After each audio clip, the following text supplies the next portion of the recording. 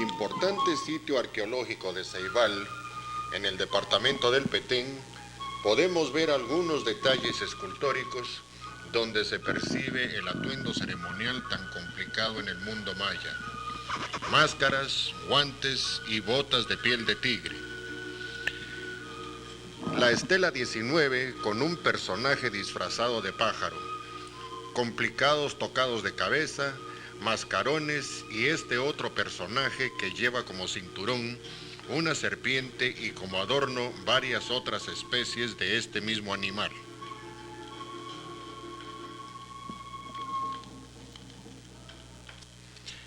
La serpiente jugó un papel muy importante en la mitología de los pueblos mayenses.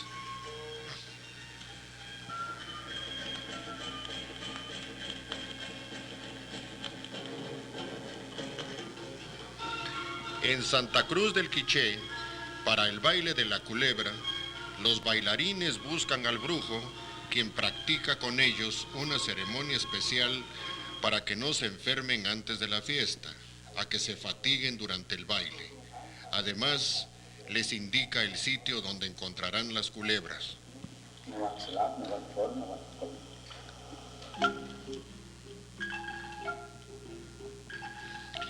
La primera mitad del baile puede considerarse más como una burla o ridiculización de los ladinos y la segunda parte es propiamente el baile de la culebra, en la que se sacan varios ejemplares de los cajones que son tentados por los bailarines, metiéndoselas entre la ropa y resbalándoselas por todo el cuerpo.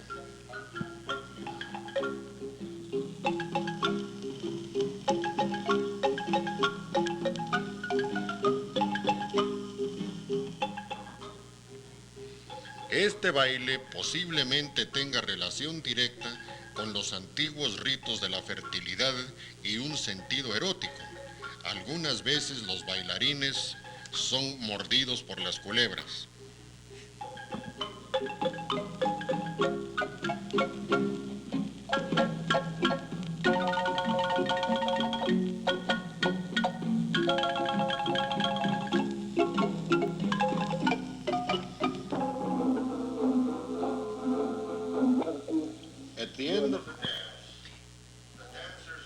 Al terminar el baile, nuevamente van con el brujo a las ruinas de Huitatlán, donde se hacen oraciones al Dios Mundo y se dejan las serpientes en libertad.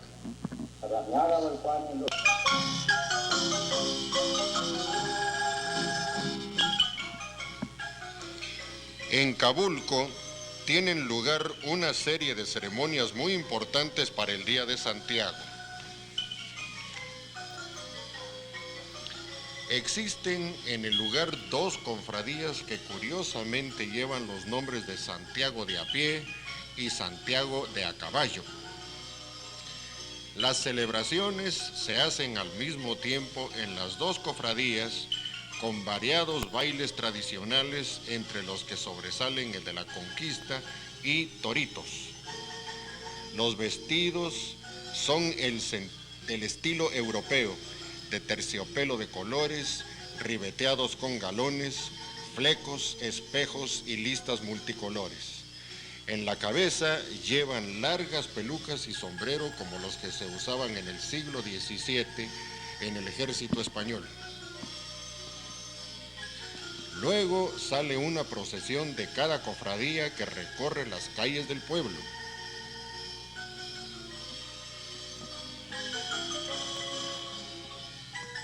Finalmente, las procesiones se juntan y las andas se saludan ceremoniosamente para luego marchar reunidas hacia las cofradías de Santiago de a caballo, donde continúan los bailes y los cofrades discuten los problemas sociales y económicos de la fiesta.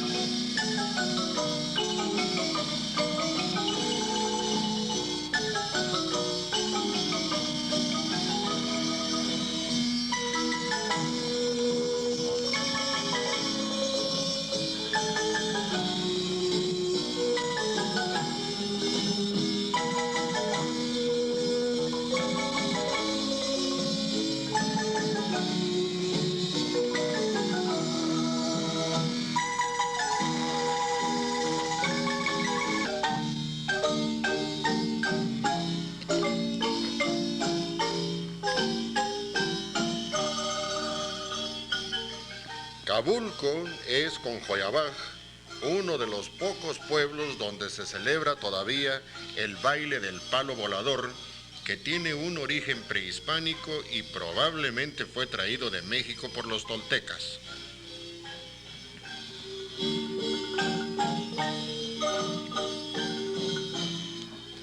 El palo es escogido cuidadosamente y se le hacen ritos especiales. Los bailarines tienen que someterse a abstinencia sexual 40 días previo al baile y se acompañan de una marimba durante el acto. Hay dos clases de trajo entre los voladores, como este de micos que ejecutan pruebas arriesgadas y gestos divertidos al mismo tiempo que tocan una sonaja al descender, y los otros bailadores que van vestidos de rojo con capas al estilo del traje de caballero español, con dos alas fijadas a la espalda.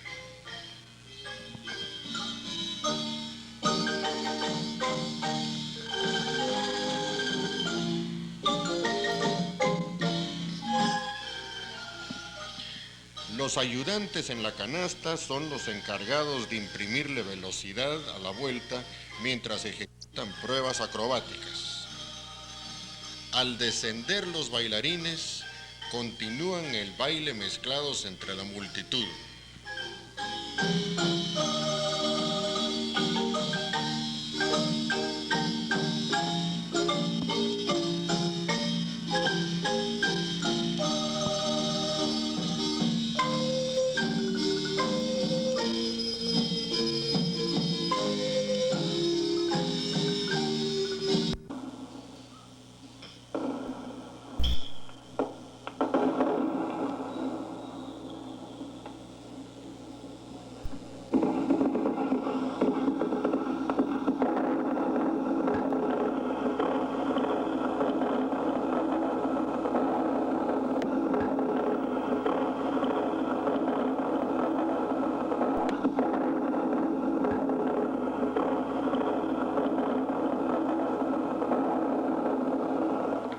Rabinal es de los pueblos más ricos en folclore en toda la República.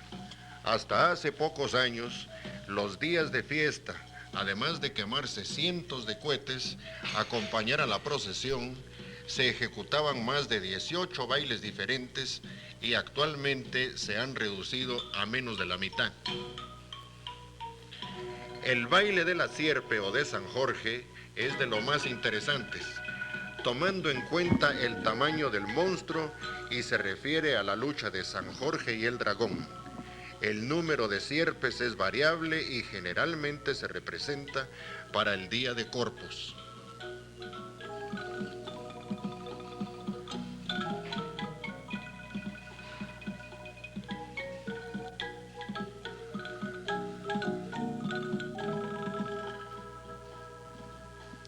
El baile de San Pedro, donde se relatan pasajes interesantes de la vida de este santo tan importante para la historia sagrada.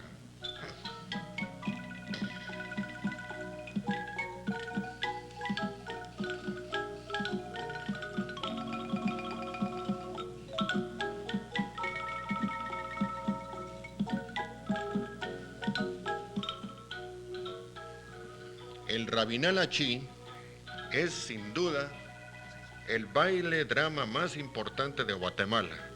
Es de las pocas piezas de teatro prehispánicos que han llegado a nosotros sin la más mínima traza de una palabra, hecho o idea de origen europeo. El diálogo es en la lengua quiché y representa la lucha de los varones de Rabinal y del quiché, terminando con la muerte de este último al ser sacrificado. En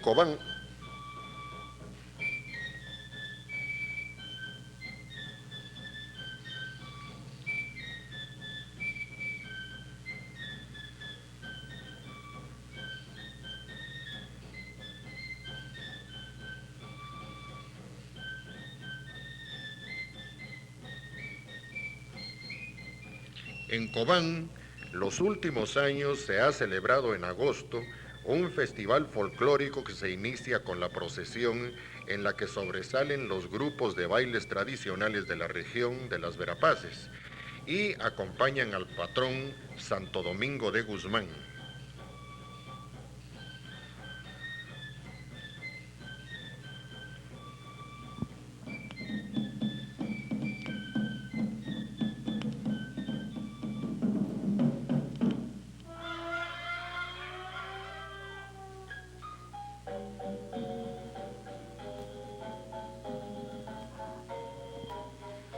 El baile del mazate es otra crítica a los ladinos.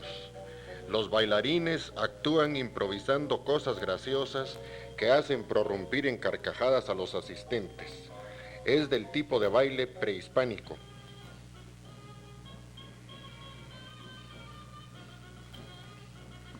El baile de los chompipes o guacamayas es otro con origen prehispánico.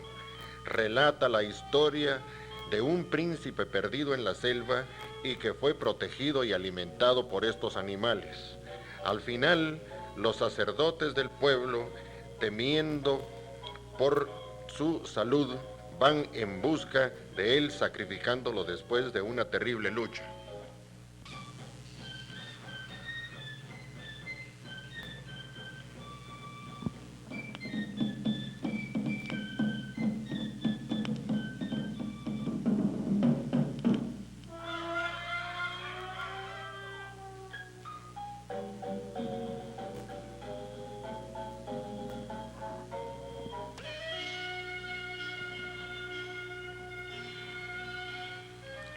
El baile de la conquista es de los temas histórico-legendarios que han tenido muy buena acogida y popularidad en el público. Los textos fueron hechos por los misioneros españoles y al final se nota una franca glorificación de la Iglesia Católica. Trata de la conquista de Guatemala, las guerras entre Alvarado y Tecún y terminan con la conversión de los indios a la religión católica después de haber sido vencidos.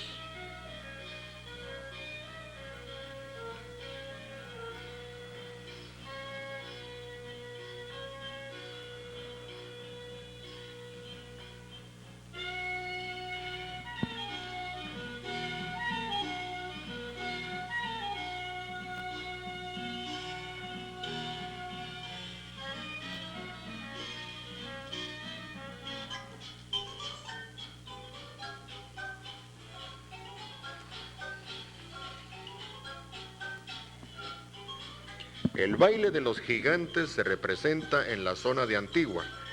Tiene un origen totalmente hispánico.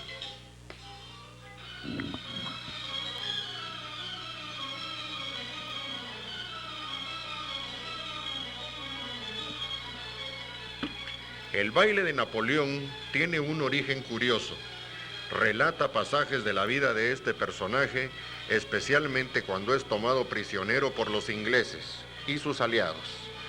Luego es llevado a la prisión de Santa Elena, donde fallece después de encomendarse a Dios.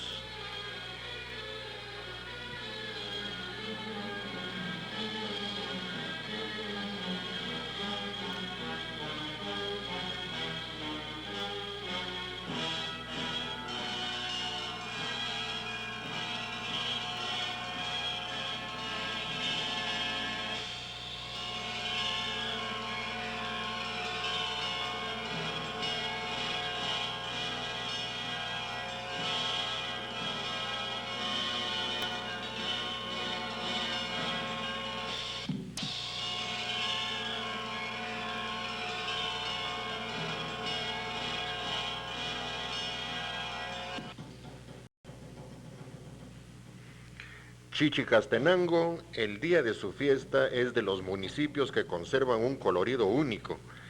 Antecediendo la procesión, vemos a los conjuntos de bailes de la Conquista y Torito.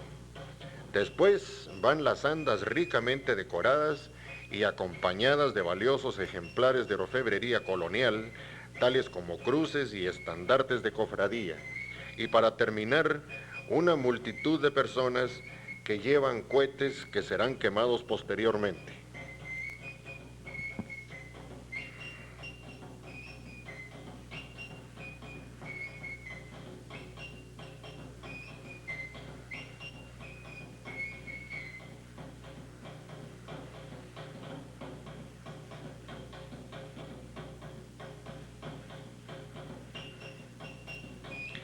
El Tzicolaj podría tener relación con el dios del fuego y es representado con una figura de Santiago ecuestre, toscamente tallado con colgantes de antiguas monedas de plata que tintinean al compás del baile.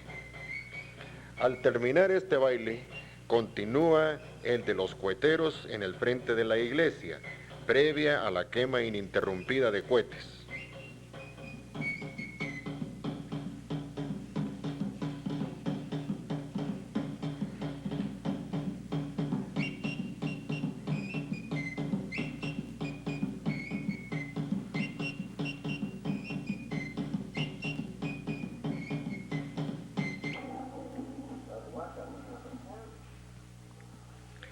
Al finalizar el día, el ambiente lo constituye una mezcla de pólvora, licor y el melodioso ritmo de la marimba.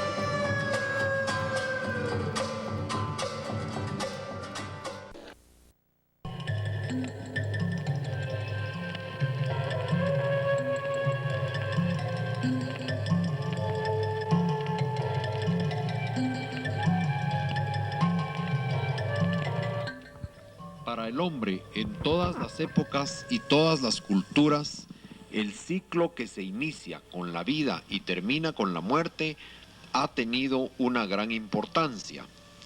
La muerte ha atraído al hombre siempre y se ha creado una serie de ritos y ceremonias relacionados con esta. En el altiplano occidental de Guatemala, en la región de Quetzaltenango, vemos cómo se celebra solemnemente el entierro de un personaje principal. En Nahualá, departamento de Sololá,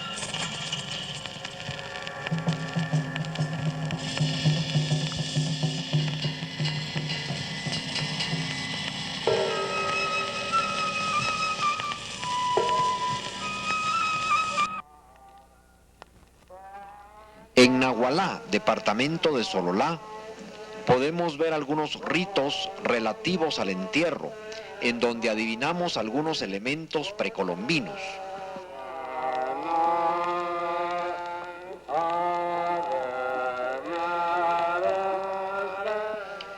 La costumbre prehispánica de depositar jade y alimentos en el ataúd aún se conserva, pero con las naturales variantes. En este caso, se depositan monedas en vez de las cuentas de jade.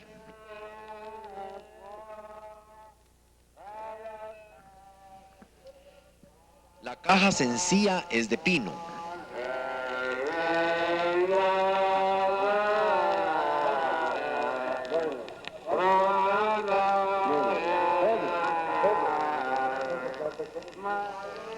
Se escuchan los golpes secos de la piedra al clavar.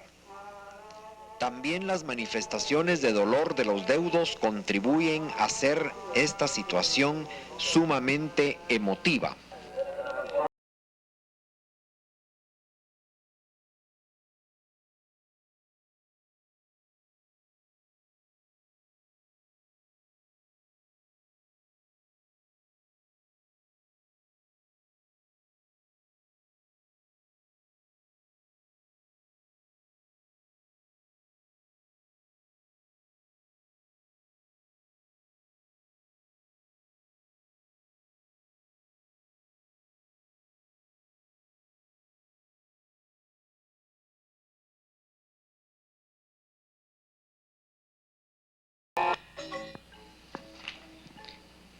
En San Pedro Zacatepeques, departamento de Guatemala, vemos los cementerios pintados alegremente. Cada una de las tumbas ha sido pintada de vivos colores para la ocasión. Y volviendo al altiplano occidental, en Sunil, Quetzaltenango, podemos apreciar cómo las tumbas han sido cuidadosamente encaladas y adornadas con flores que complementan el colorido de los trajes característicos de la región.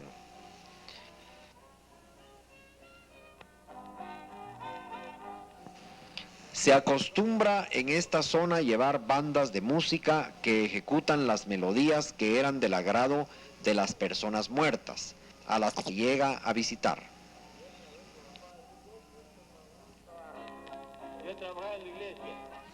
En Almolonga vemos aparecer los retratos de las personas fallecidas que son llevados al cementerio. Resulta particularmente interesante esta en donde un danzante de moro se muestra sumamente orgulloso con toda su vestimenta y máscara.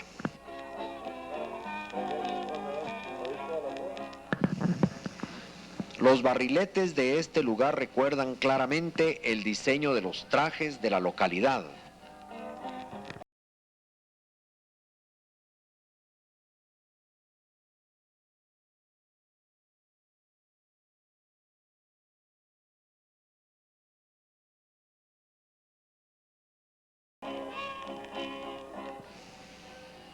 En Santiago Zacatepeques, siempre en el altiplano central de Guatemala, podemos ver las llamadas cabeceras, o sea, ofrendas de comida junto a las ofrendas florales de color amarillo.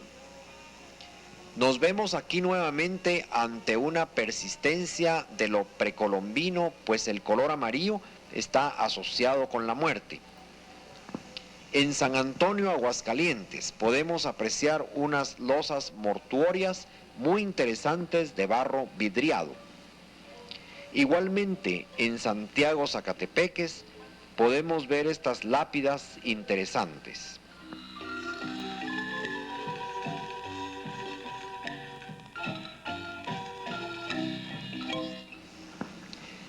El desfile de la gente hacia el cementerio, siempre con sus flores amarillas y los espectaculares barriletes que, hechos de papel de China, alcanzan un diámetro de 2,5 y hasta 3 metros en algunas ocasiones.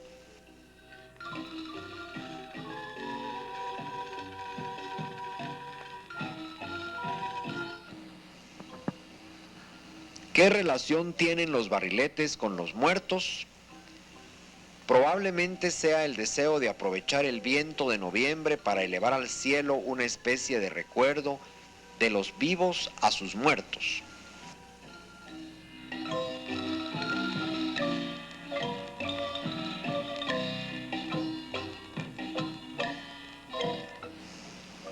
Estos barriletes, aparte de las dimensiones espectaculares que tienen, han sido preparados con una gran meticulosidad y con un sentido extraordinario de carácter artístico.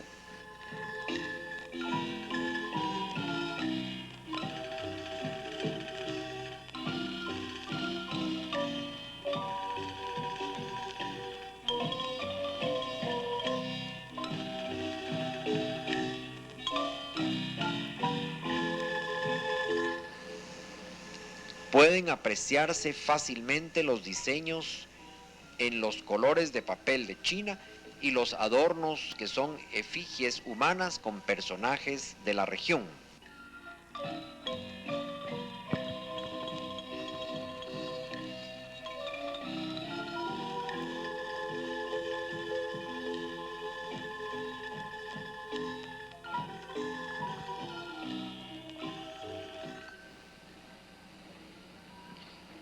Esta especie de misterio de la noche del Día de los Muertos se puede percibir intensamente en estas escenas tomadas en el cementerio de San Juan Zacatepeques, en las cercanías de la propia capital de Guatemala.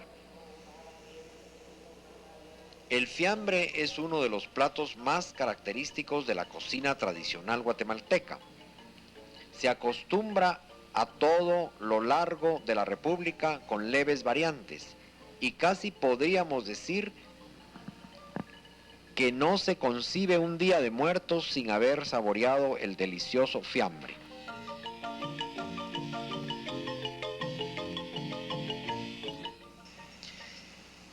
En Sunil podemos apreciar unas escenas del cambio de cofradía de San Simón que se lleva a cabo el 2 de noviembre, Día de los Muertos, mientras se prepara el batido, bebida tradicional a base de cacao, que se sirve en jícaras a la manera tradicional milenaria.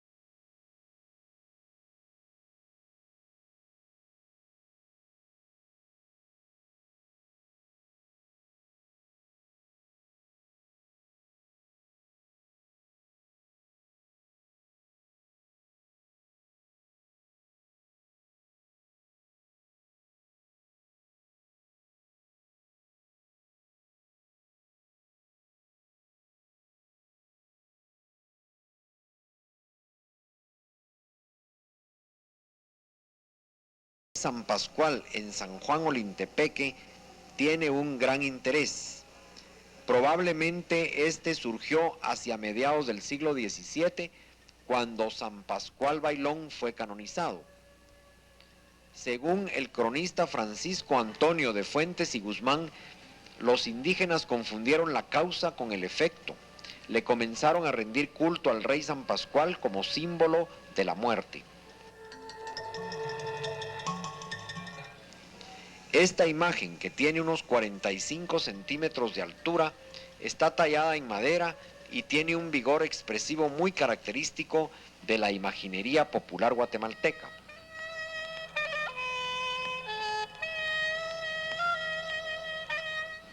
Se le rinde culto principalmente en la región occidental de Guatemala, llegando peregrinos inclusive del estado de Chiapas en la República de México.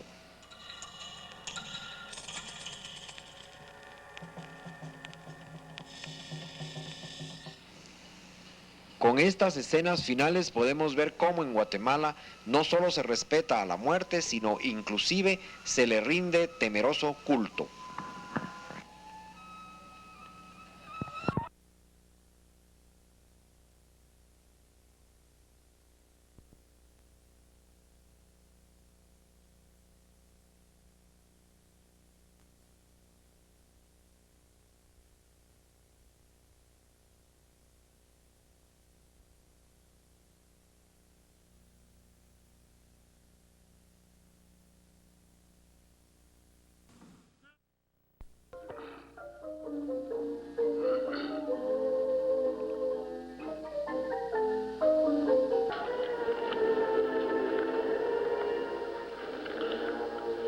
Las alfombras que se usan para las procesiones en las diferentes festividades de Guatemala también tienen un posible origen mixto.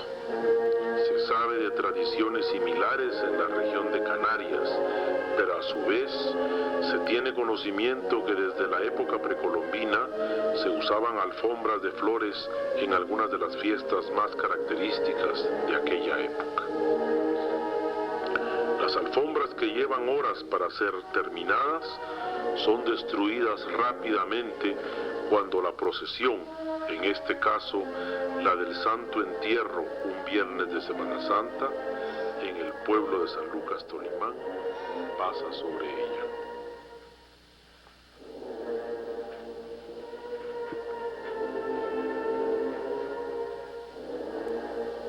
Y aquí el Judas, convertido en Mashimón, como le llaman los indígenas, una extraña deidad que tiene elementos precolombinos y elementos hispánicos. Un ejemplo más de esa simbiosis cultural.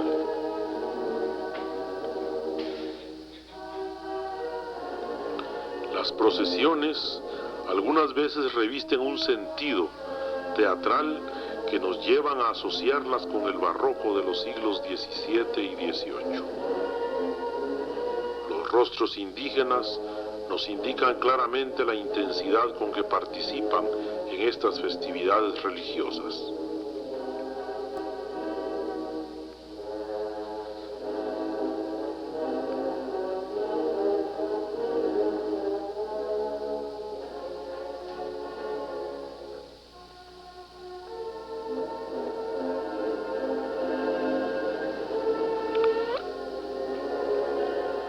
Veamos a continuación otras sugerentes escenas de la vida diaria y ceremonial de Guatemala. En Antigua Guatemala, sede de la capital de Centroamérica en la época colonial, se hacen para Semana Santa estas alfombras de un colorido extraordinario. La vestimenta y las representaciones religiosas son hechas dentro de una ortodoxia católica más alejada de la tradición indígena o mestiza del altiplano occidental o de la costa sur de la República. El marco colonial que da la ciudad de Antigua a estas procesiones es de tal magnitud que parece llevarnos de nuevo al siglo XVIII.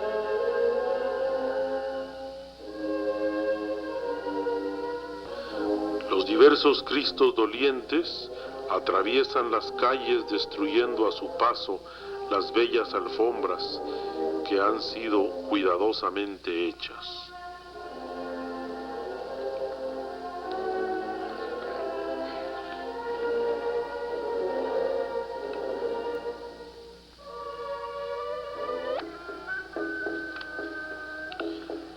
El jueves de Ascensión, en la laguna de Chicabal, en el departamento de Quetzaltenango, se celebran una serie de ceremonias de carácter mágico religioso para lograr buenas cosechas.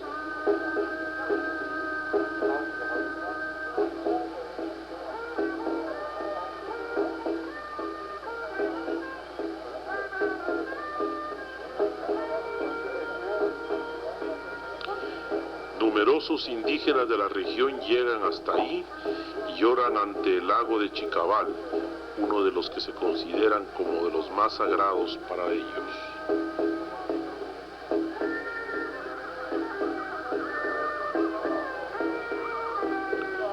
Cruces hechas de flores, candelas y música forman parte del ambiente en que se desarrolla el jueves de la Ascensión en la laguna de Chicabal.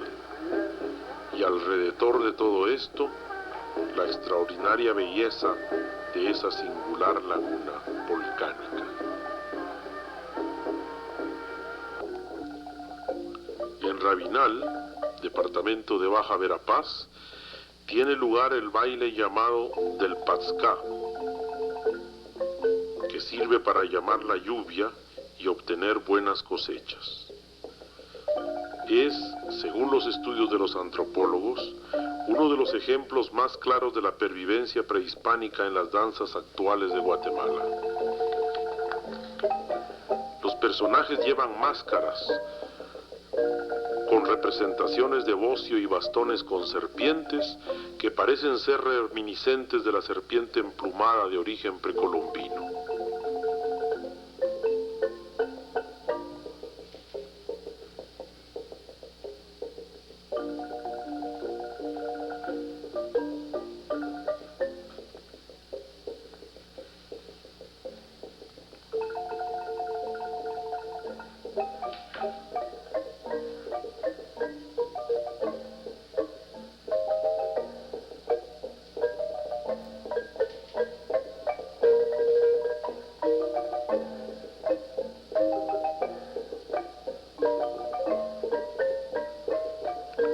Nuevamente observamos escenas con estas andas de una gran imponencia que recorren las calles de Rabinal, mostrando la unión de lo indígena y lo hispánico. Y delante de ellos, cruces procesionales, danzantes de moros y cristianos, que el siglo XVI trajo a la América española.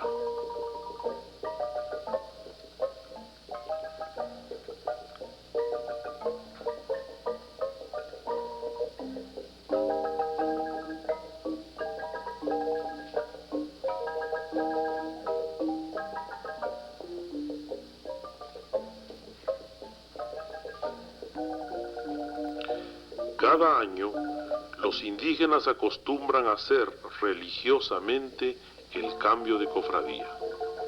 En estas secuencias podemos ver cómo los nuevos cofrades saludan ceremoniosamente a los cofrades salientes y llevan ofrendas para realizar una serie de ritos previos a tomar posesión de sus nuevos e importantes cargos.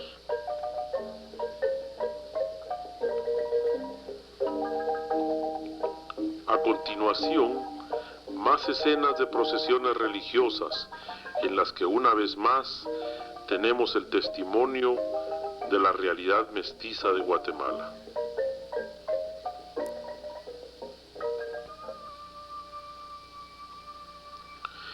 En los altiplanos central y occidental de nuestro país se le rinde culto a San Simón, uno de los ejemplos más extraños y más apasionantes de este sincretismo cultural que es el símbolo de nuestra historia y de nuestro destino. Se suele ofrecerle libaciones y se supone que es un santo que acostumbra fumar y beber.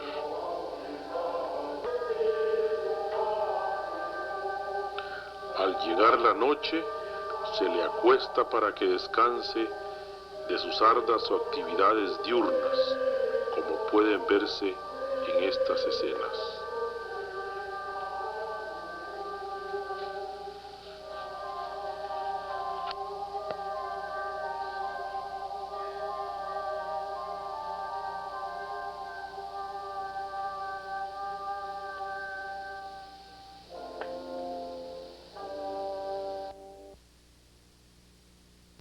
En la majestuosa Basílica de Esquipulas, situada en el oriente de Guatemala, tenemos uno de los centros de peregrinación más importantes de nuestro país. Millares de visitantes llegan cada día. En él se le rinde culto al Santo Cristo de Esquipulas, devoción que para algunos investigadores está vinculada con el culto a Ecchua, capitán negro de la guerra en la época maya precolombina. Los peregrinos participan en diversas ceremonias de carácter religioso.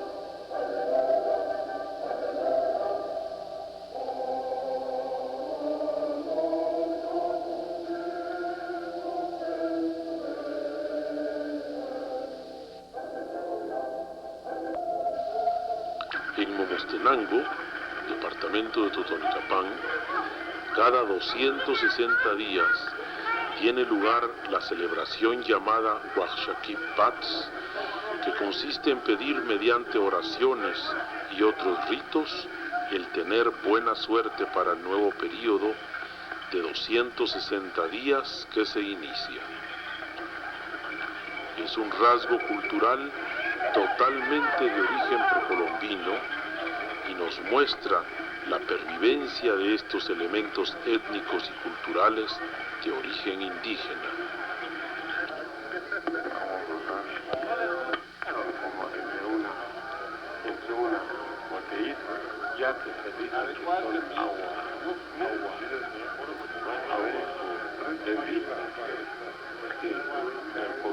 Cuando están ahí, esos pozos, cuando ya recibió uno, ya está apurado de ahí.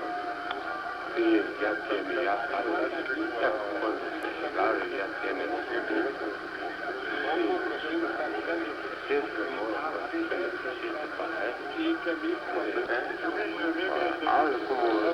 Si en el Huaxaquipax existen estos elementos tan predominantemente indígenas, en otros casos, como en el del Rey San Pascual, se trata más bien de un aspecto de simbiosis cultural. Si recordamos las danzas macabras medievales, tendremos quizás en ellas una posibilidad acerca de su origen. Pero si por otra parte recordamos las deidades indígenas en la época prehispánica, como el dios Ajpuch entre los mayas, también tendremos una probable respuesta a la pregunta ¿dónde se originó esta creencia?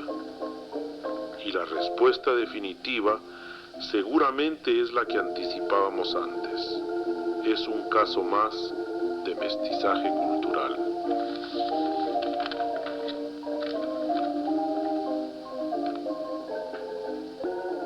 En Patzún, Chimaltenango, como en San Juan Olintepeque, Quetzaltenango, es en donde se les rinde culto al Rey San Pascual. Patzún se encuentra mucho más cerca de la región de Antigua Guatemala, donde parece haberse originado este culto a mediados del siglo XVII.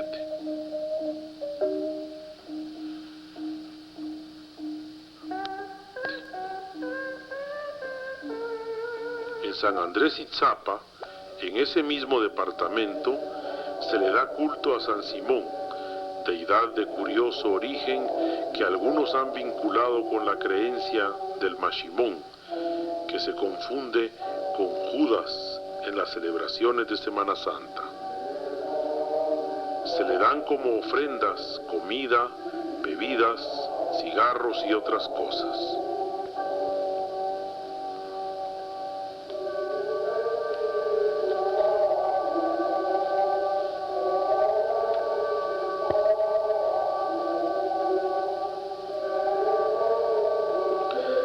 Se le viste de diversas maneras, incluso a veces con uniforme militar, y en ocasiones parece tener también opiniones políticas, como podemos verlo si observamos los botones de solapa que luce la figura de San Simón.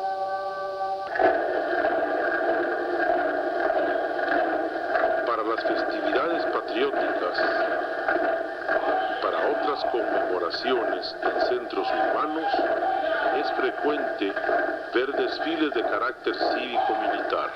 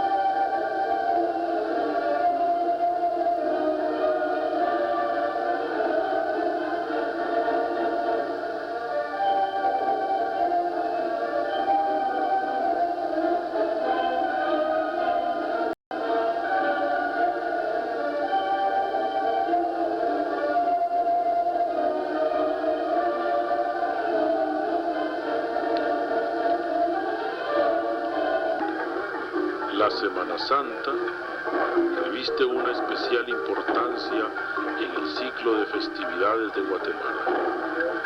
Seguramente Siguiendo la tradición española tan típica del barroco, surgió una modalidad que se dio especialmente en Antigua Guatemala.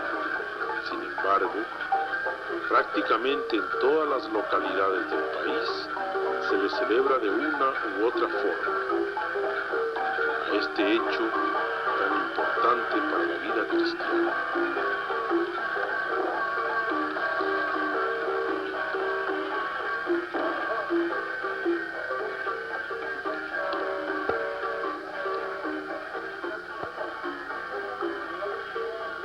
En la costa sur, en la finca Chocolá, podemos observar uno de los ejemplos más curiosos y espectaculares de la manera popular de celebración de Semana Santa. Se trata de unir el fervor religioso y esa tradición barroca con las escenificaciones de carácter teatral en vivo de la pasión y muerte de nuestro Señor Jesucristo. Las conocidas tradicionalmente como las Tres Caídas son escenificadas de una manera espectacular, imprimiéndole al Cristo un movimiento circular que le hace en determinado momento caer al suelo. Sin embargo, probablemente otra de las cosas más impresionantes es la imposición de la corona de espinas. Todo lo anterior culmina, como es lógico, con la vívida crucifixión de nuestro Señor Jesucristo.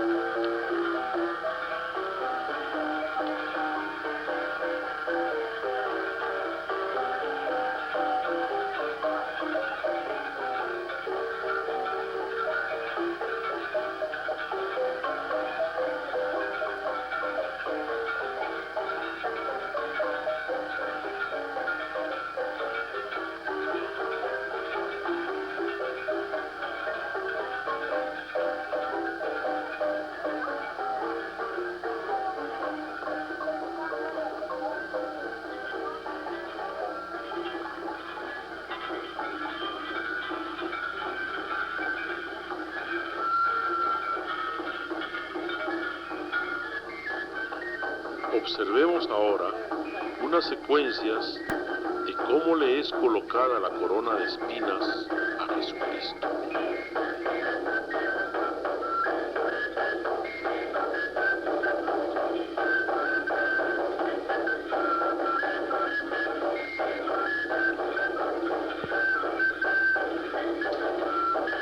Luego podremos apreciar cómo Cristo es crucificado y uno de los participantes se mofa de él.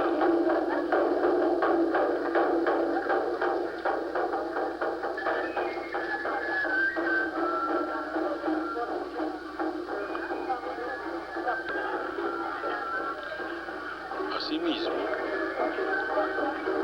se puede observar que entre los participantes juegan a las tablas para adquirir la túnica de nuestro Señor Jesucristo.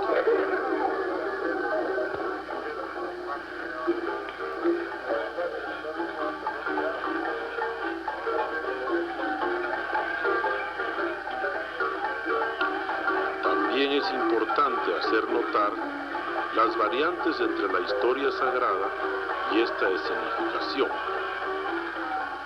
Como podremos notar, los centuriones romanos son los protagonistas que están a favor de la buena causa, en este caso, y los judíos son vistos como los enemigos de nuestro Señor Jesucristo.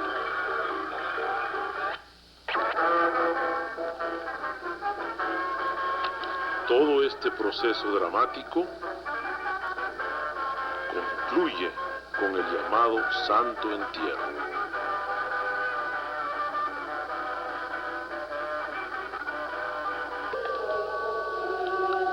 El antes denominado Sábado de Gloria se acostumbra en Guatemala realizar la tradicional quema de Judas. Previa a ella, también es hábito hacer la lectura del Testamento de Judas, en el cual se hacen alusiones serias y jocosas sobre personajes conocidos del barrio o del pueblo.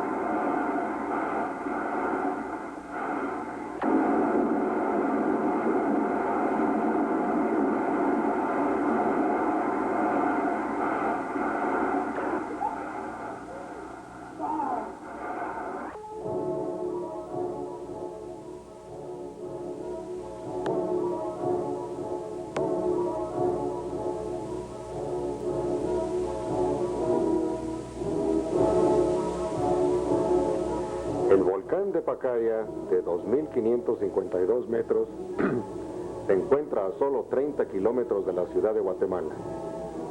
Después de casi 200 años de estar apagado, principió nuevamente su actividad en marzo de 1961, durando esta un mes y medio.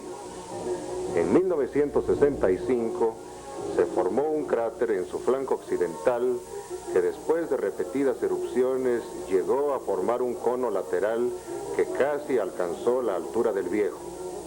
Aquí lo vemos durante los primeros meses de 1970 en que estuvo muy activo.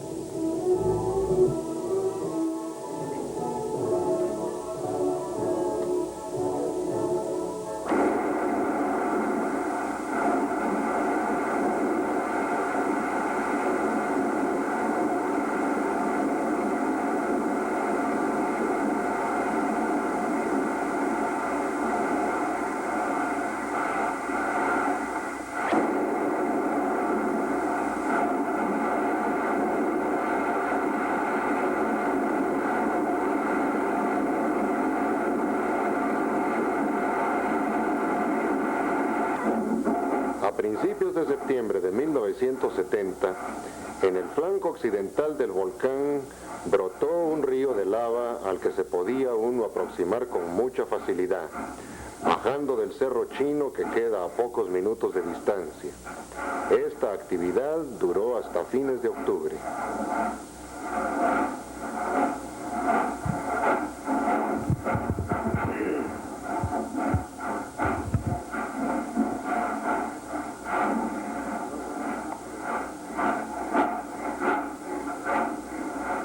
Enero de 1971, el cono nuevo casi había alcanzado la altura del Viejo.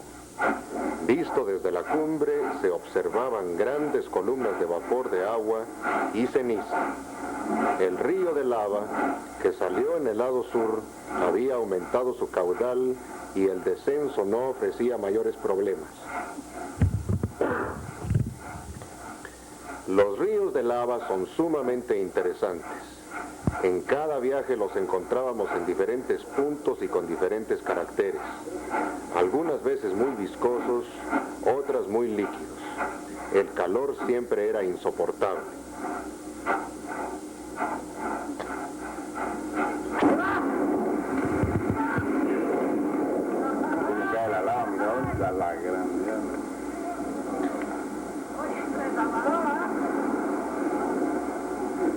Tenemos el aire.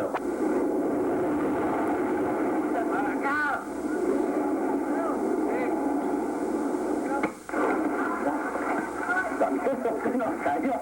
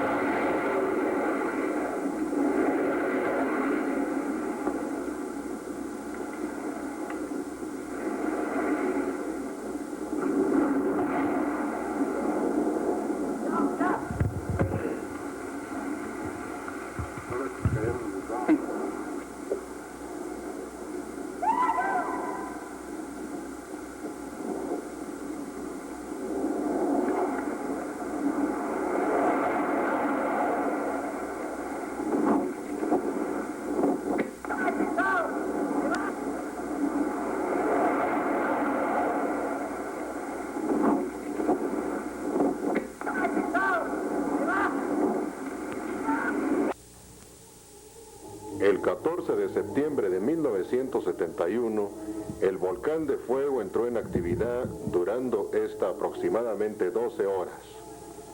Las columnas de ceniza se elevaron a miles de metros y al caer sepultaron parte del pueblo de Yapocapa, destruyendo las casas al no soportar el peso de las cenizas acumuladas en sus techos. Era impresionante el cementerio con sus lápidas medio enterradas.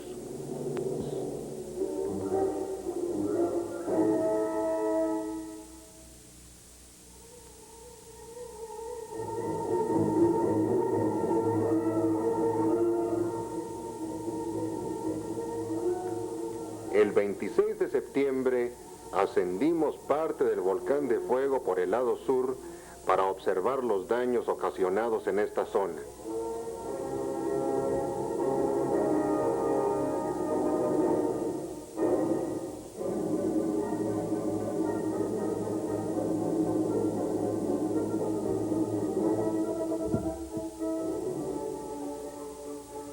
Las correntadas arrastraron grandes troncos y piedras y tuvimos la suerte de ver que descendía un río de lodo caliente que poco después interrumpió la carretera de San Andrés Osuna.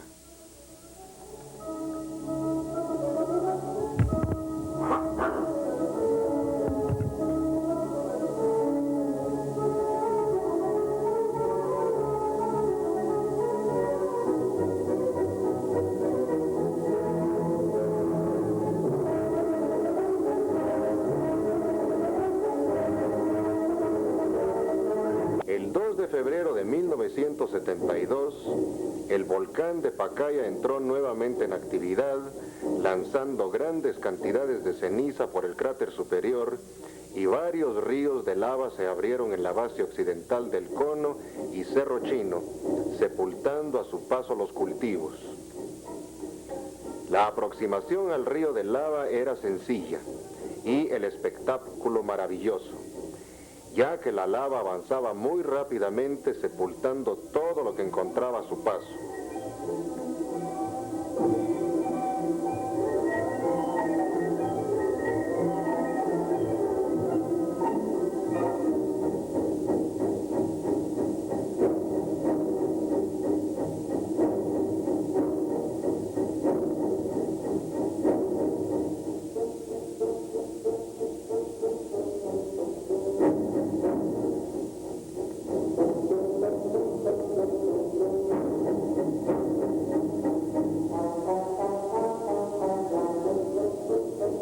Contrastando con la lava del Pacaya, los volcanes de Fuego y Acatenango amanecieron nevados el 7 de febrero. El 13 de febrero, de nuevo en el Pacaya notamos grandes cambios. Los ríos de lava continuaban saliendo, aunque su velocidad era menor. El 19 tuvimos un espectáculo maravilloso, ya que la cantidad de gases era menor y la dirección del viento nos permitió un acercamiento mayor. El calor era insoportable por ratos, lo que nos obligaba a alejarnos, pero la belleza del lugar era tanta que volvimos insistentemente a admirarla.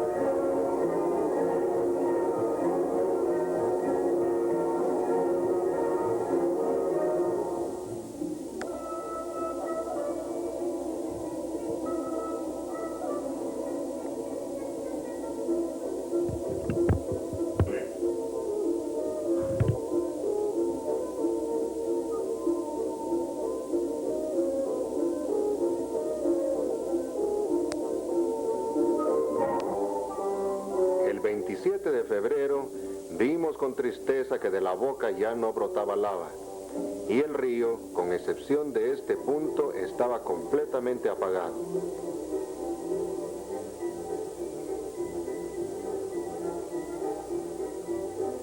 De marzo a octubre de 1972, el volcán entró en un período de calma relativa, con pequeñas explosiones de ceniza que ocasionalmente aumentaban en intensidad y frecuencia.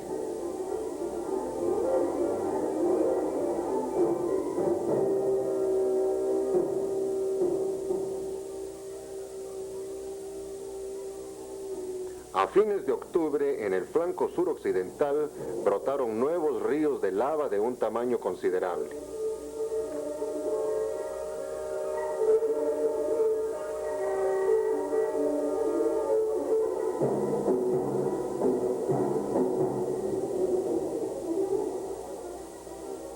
El acercamiento a estos ríos de lava era sencillo, ya que tomaba únicamente 1 hora a pie, entrando por la aldea El Patrocinio.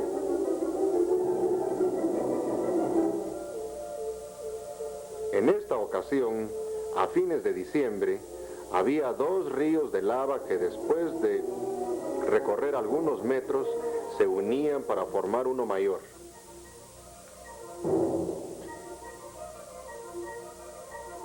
A mediados de enero de 1973, la lava era menos viscosa, con su aspecto más uniforme. Se nota la acción provocada por el río a su paso por este punto. En marzo, la colada de lava descendió por el trayecto que usábamos para aproximarnos al cráter. De acuerdo a la viscosidad de la lava, las coladas avanzan con mayor o menor rapidez. Algunas veces se movían con velocidad de varios metros por minuto y otras tardaban horas o algún días en recorrer escasos metros. El espesor de las coladas varía también desde pocos centímetros a varios metros.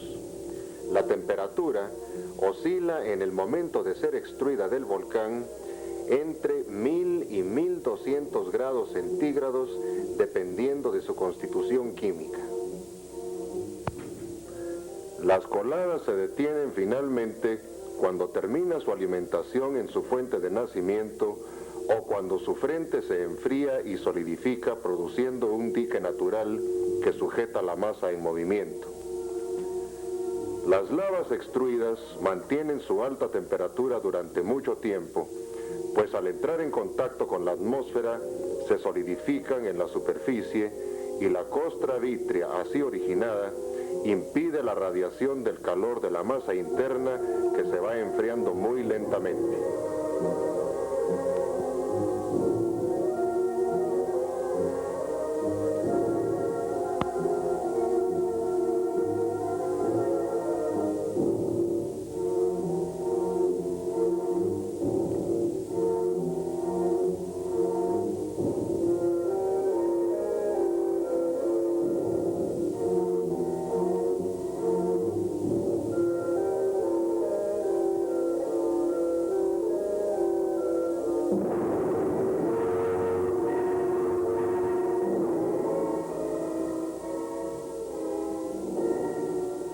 En mayo, los campos de lava se habían extendido mucho hacia los lados. La reverberación era principalmente aparente durante el día y aproximándose a la boca del río.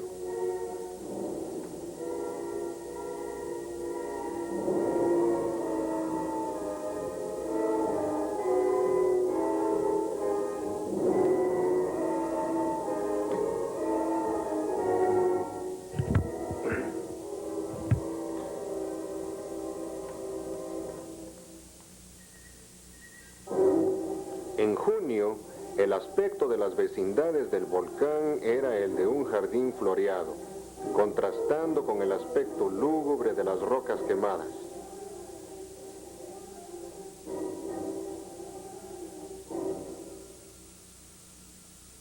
Durante los meses de junio y principios de julio, la actividad se mantuvo en su apogeo, brotando ríos de lava por todos lados que sepultaban a los anteriores modificando completamente el aspecto de los campos de lava del día anterior.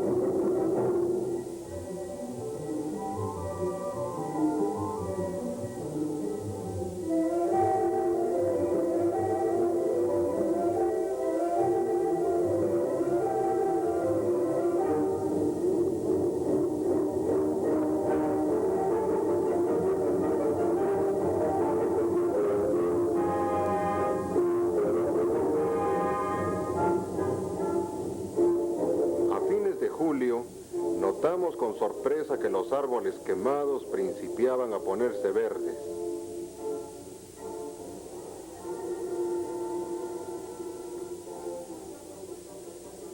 Al aproximarnos, vimos que los ríos, que pocos días antes se movían a toda velocidad, estaban quietos, completamente apagados, dando un aspecto totalmente diferente, pero siempre impresionante, de este mundo raro de los volcanes, que más que montañas parecen seres rebeldes.